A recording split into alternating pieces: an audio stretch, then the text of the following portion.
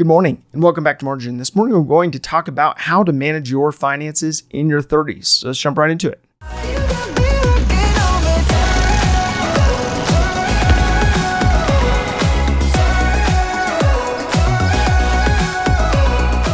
So now that we have looked at three necessities when it comes to insurance policies to have in place in your 30s, which included health, shelter, and vehicle. Now let's look at four additional ones to consider depending on the seasonality of life. So most people don't think about disability as a possibility for them actually being disabled at some point, especially at this season of life. Now, although you may not be considering it, this is oftentimes why people either do not opt in for this insurance or don't carry enough insurance. So there are two common types of disability insurance. The first one comes down to short-term disability, and the second one comes down to long-term disability. Now, short-term is a policy that pays you a percentage of your current income in the event that you are hospitalized beyond the available PTO or sick leave that you may have available to you.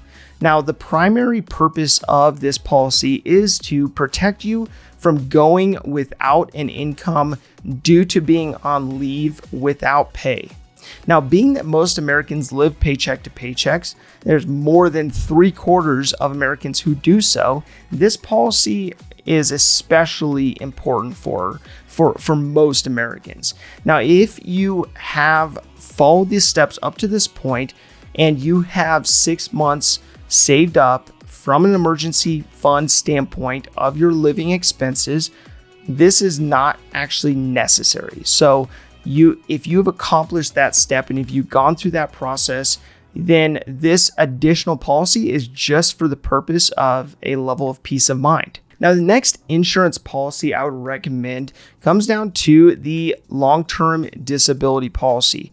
Now, most forget about this policy because they just assume that they would be disabled or injured for a short period of time. But this actually covers a percentage of your income based on the extent or the percentage of disability you have experienced. Now, this policy is so important. I can't stress that enough, as it protects you beyond the reserves that you will most likely have in place, even with a 6-month emergency fund in place. Now, I'm going through the process right now of updating my long-term disability policy as my income has changed and grown.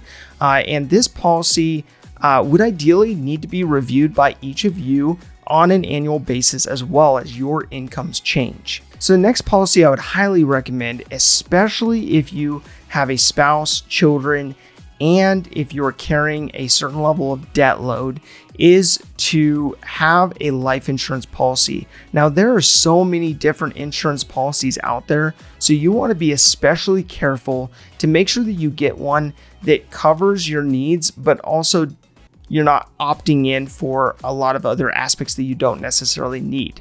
Now, there are a lot of policies that you could get for a level of provision for your spouse, for family, or beneficiaries otherwise, but they're not all created equally. So unless you are self-insured, you will want to at least have 8 to 10 times your annual salary in life insurance. So that would be for each spouse. If you are married, you'll want to have separate policies, but you'll want to have that in place to protect your family. Now, if you are self-insured, this meaning that you are debt-free, that you have an emergency fund of 6 to 12 months, that you have enough in retirement savings in order to provide for your family to live off of the dividends and the growth, as well as having the proper amount of savings to bridge the gap between your spouse's age and 59 and a half, when they can actually draw on that without getting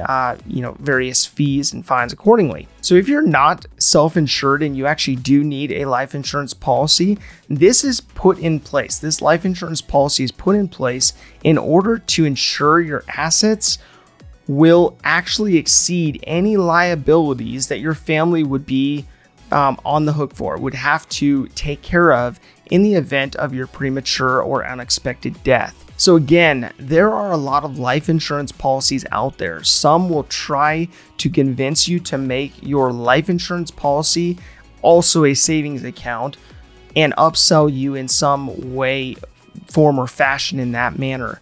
Now, although this is an excellent way for an insurance provider to up their premiums and their cut by selling you a universal life or a whole life policy or some other plan accordingly, this is most likely not in your best interest. So you'll want to look into this, do your research, and make sure that you're getting a life insurance plan that is that 8 to 10 times your annual income and is as lowest cost as possible for your budget, for the purposes of your budget. So my recommendation is to simply just purchase a term life insurance policy that will last until your kids are out of college, until your home is paid off, and until you have considerable savings in a retirement fund that then could help you on your way to become self-insured. So that's the ideal time to drop that insurance if you need to or want to, is when you are actually self-insured. Now, the last component to look at would be based predominantly upon your wealth in your 30s. Now, assuming that you've gone through all the steps, all the benchmarks in your 20s, and that you have built up considerable wealth going into your 30s, you'll want to consider having an umbrella policy. Now, this is an inexpensive policy that is recommended for those who have assets that exceed $750,000 or a net worth that exceeds $350,000. Again, net worth is what you own minus what you owe, what you have in assets minus what you have payments on or still owe a bank for. Now, this policy protects you if you are faced with a lawsuit above and beyond the limits of your home or your car insurance provider. Now, this is an added protection to just protect your wealth that you've accomplished thus far, that you've accumulated thus far in your 30s. So my call to action today comes down to actually looking at these 4 secondary insurance policies to see what you have in place. And if you don't have these in place, you want to make sure that you can evaluate and figure out if it makes sense to put these in place. Now, if you do have them in place, make sure that you are reviewing these once a year, taking a serious look to see if you have the components necessary in these policies for you and your family's needs. If this information is helpful to you, please do like, subscribe, and hit the notification bell so you're reminded to come back on a daily basis and improve in managing your personal finances. Thank you for your time. Enjoy your day, and we'll see you back here tomorrow.